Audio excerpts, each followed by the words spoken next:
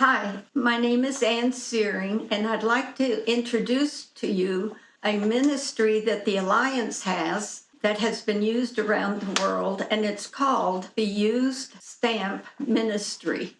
My parents, Robert and Jane Searing, were sent to Colombia, South America as Alliance missionaries in 1934. My dad had been a stamp collector all his life, and so going to Colombia as a missionary did not change that at all. They were sent to rural villages to plant churches. There weren't very many Spanish Bibles or New Testaments or anything that would help teach Spanish pastors. So after a few years, my dad and mom moved to Cali, a large city, and he started a bookstore.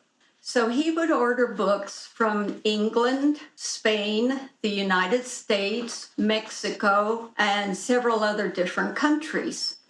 We started getting packages, and of course, these packages all had stamps. But he didn't keep the stamps for himself. These were soaked, sorted, and resold, and the money was used, as I will tell you in a little bit. The bookstore now received hundreds of packages weekly and monthly, which also meant that we got a lot of stamps. In 1950, my parents came home on home assignment. He was speaking on a missionary tour, and he was staying in a home of the pastor. And the pastor was also a stamp collector and stamp dealer. He would be glad to help my dad sell the stamps and return the money. It would be used for the publishing of Sunday school material in Spanish. Stamps were coming to Colombia in shoeboxes by the hundreds. And all they did was sort the stamps, soak them, dry them, sort them again, and package them. And then my dad would send them up here to the U.S. to be resold.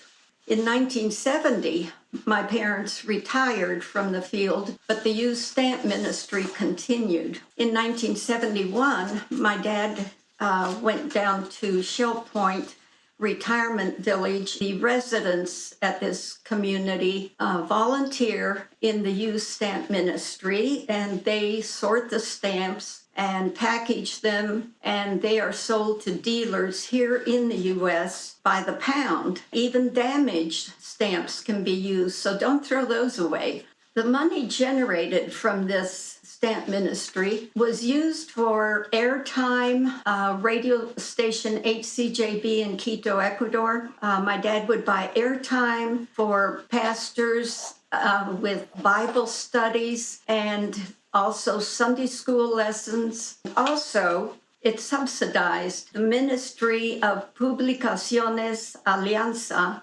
in Buenos Aires, Argentina, which is a publishing house for the writing of Sunday school material. These materials are then used by 40 different denominations throughout South America, Spain, United States, Mexico, and Cuba. I'm sure you'd like to know how much money has come in from collecting and processing these easily discarded stamps. And I'm happy to report to you from 1972 through this past August of 2024, $1,213,300. Because of this simple, long-term, faithful ministry, there are stories of people, young and old, coming to faith in Jesus. Children and adults were learning because of the Sunday school lessons that were written and published, and they came to know about a God who loved them. So don't throw away those used stamps. Cut them off the envelope. Leave a margin about 1/4 of an inch around them. Put them in a Ziploc bag and bring them into the church. Save those stamps. They may come like this, or they may come one by one, but together, a whole mess of them make a lot for somebody to hear about Jesus. There are pamphlets. You can put it where you're saving your stamps, or you could put it on the fridge, or wherever you look every day at your schedule, something to remind you, save those stamps. Christmas is coming. You're going to be getting a lot of cards. Save those stamps.